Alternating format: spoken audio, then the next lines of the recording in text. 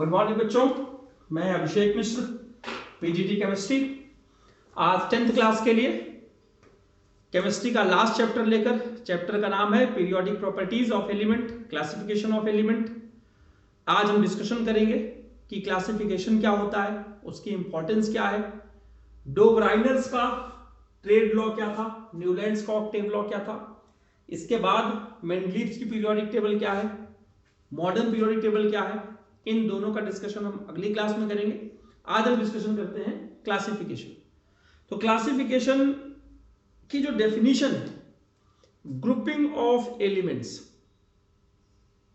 On the basis of similarities and differences in the chemical properties, in their properties is called classification.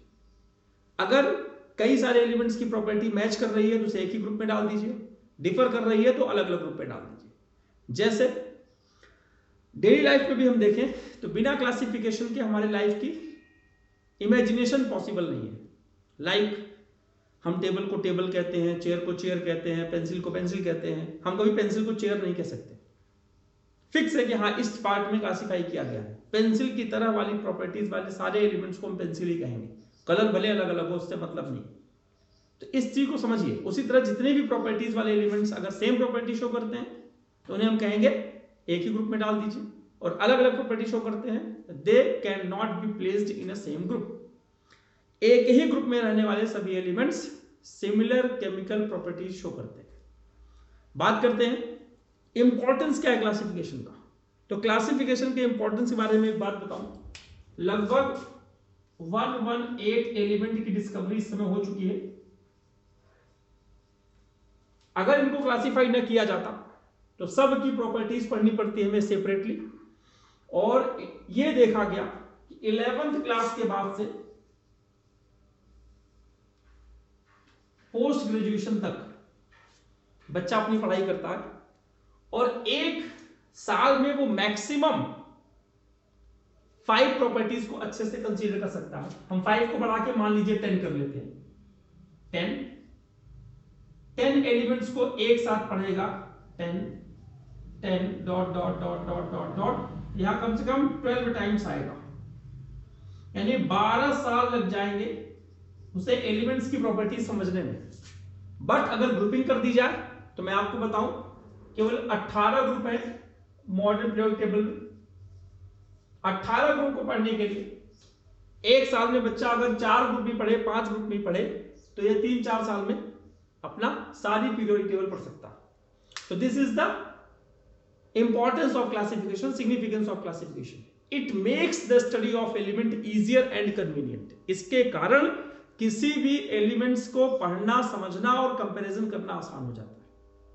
तो ये इसका importance था। पहला properties, पहले हम टॉपिक की बात कर लेते हैं, डो ब्राइनर्स ट्रेड लॉ। पहले तो हम आपको ये बता दें कि डो ब्राइनर्स के समय में 36 एलिमेंट की डिस्कवरी हुई थी। और ट्रेड क्या होता है, उन्होंने कहा एक ही प्रॉपर्टीज वाले एलिमेंट कंसिक्वेंटली उठा लिए जाएं तो उसे हम ट्रेड्स कहते हैं। Group of 3 elements having similar properties.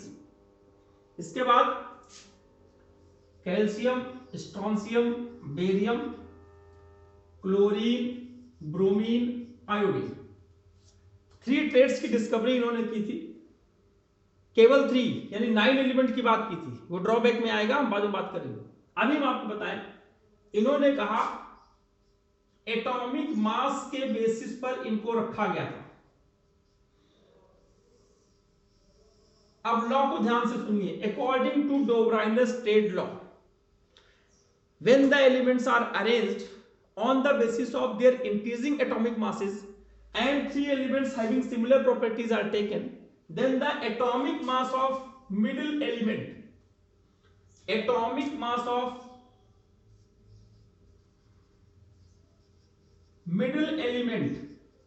must be equal to the average of atomic mass of other 2 elements.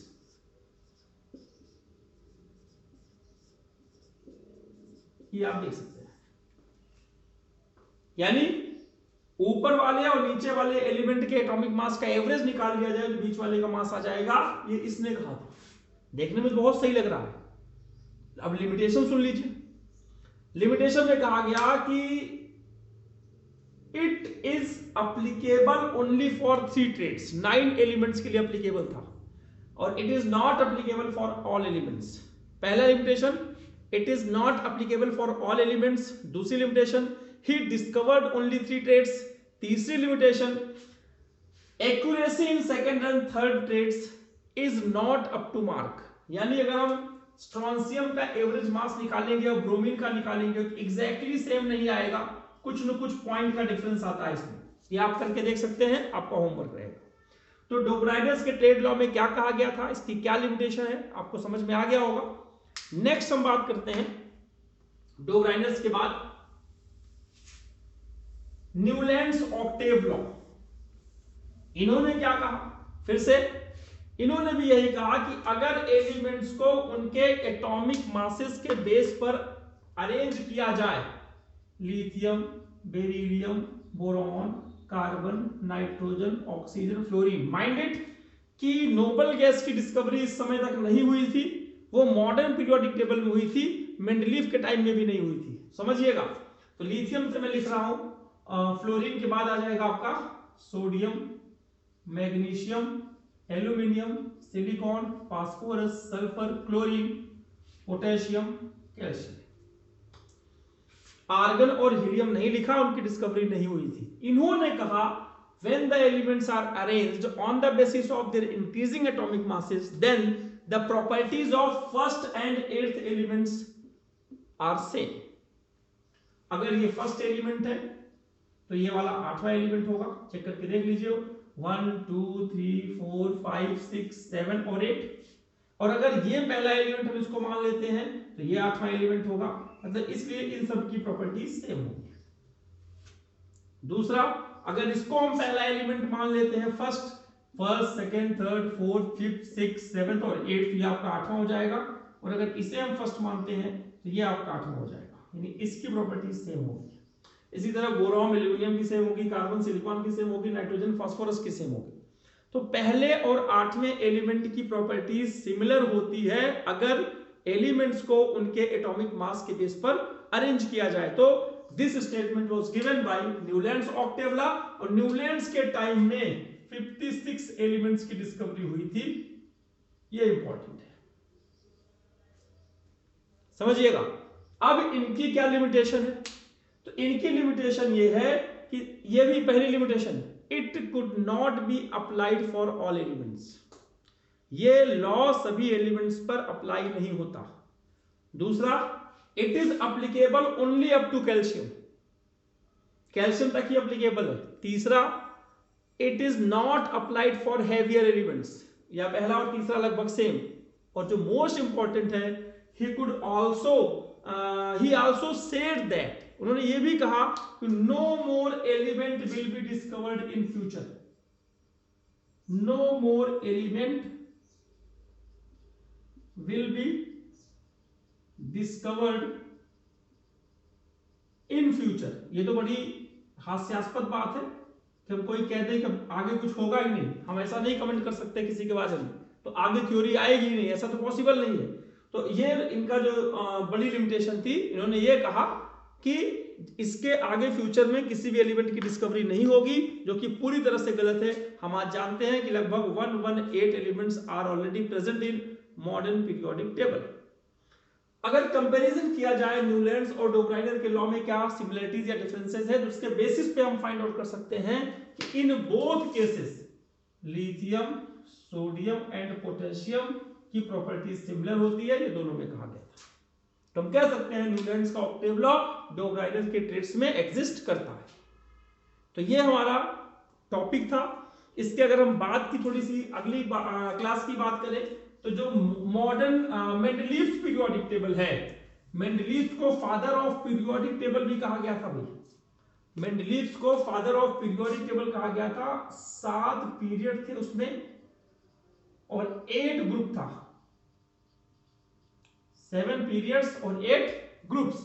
और जो पीरियड होता है उसे हॉरिजॉन्टल रोज कहते हैं, हॉरिजॉन्टल रोज उसे पीरियड कहते हैं, और ग्रुप्स को बोलते हैं vertical column, vertical column COLUMN। ये मेंडलीव्स के टाइम में 63 एलिमेंट्स की डिस्कवरी हुई थी, और उन्होंने क्या कहा था, उन्होंने भी एटॉमिक मास पर ही डिपेंड, वो भी थे, जो कि गलत है। हमारी modern periodic table atomic number पे डिपेंड करती है। मेंडलीव के टाइम तक एटॉमिक नंबर पता ही नहीं था किसी को क्या होता है, बाद में डिस्कवरी हुई। एटॉमिक नंबर की डिस्कवरी मोजले ने की थी, तो मोजले मॉडर्न पीरियोडिक टेबल को बनाने में इन्वॉल्व थे जब मॉडर्न पीरियोडिक टेबल आया था। इन्होंने क्या कहा था, द प्रॉपर्टीज ऑफ एलिमेंट्स, मैं लिख देता हूं, the properties of elements are periodic function of their atomic mass। तो properties of elements are periodic function of their atomic masses, ये कहा था मेंडलीव पीरियोडिक टेबल में, स्टेटमेंट है उसकी। तो ये आप ध्यान रखिएगा, अगली क्लास में हम इसकी अच्छी और बुरी बात बताएंगे, क्या पॉजिटिव चीज है, क्या निगेटिव चीज है, क्या कैरेक्टरिस्टिक्स है, और क्या उसकी डिमेरिट्स, मेरिट्स और डिमेरिट्स का डिस्कशन अगली क्लास में करेंगे। और आज की क्लास में बस इतना ही डिस्कशन कर रहे हैं। उम्मीद है कि अगली 4-5 क्लासों में ये चैप्टर भी आपका कंप्लीट हो जाएगा। इवन आपके एग्जाम भी शुरू होने वाले हैं प्री बोर्ड, तो उसके लिए आप प्रिपेयर करिएगा। जब तक जितना पॉसिबल होगा मैं इसको कंप्लीट कर दूंगा। आज की क्लास में बस इतना ही। लास्ट में यही कहूंगा कि अपने आप को कोरोना से सुरक्षित रखिए, सोशल डिस्टेंसिंग का पालन कीजिए, मास्क पहनिए, भीड़ वाली जगहों पर मत जाइए, जरूरत पड़े तभी जाइए, टाइम पर हैंड सैनिटाइजर साथ में रखिए, हैंड वॉश करते रहिए, क्योंकि आपकी सुरक्षा ज्यादा इंपॉर्टेंट है। सारी एजुकेशन सेकेंडरी है, इंसान जिंदा रहेगा तो पढ़ाई करेगा, जब लाइफ नहीं रहेगी तो पढ़ाई का कोई फायदा नहीं। इसलिए अपने आप को सुरक्षित रखिए। आज की क्लास में इतना ही, धन्यवाद।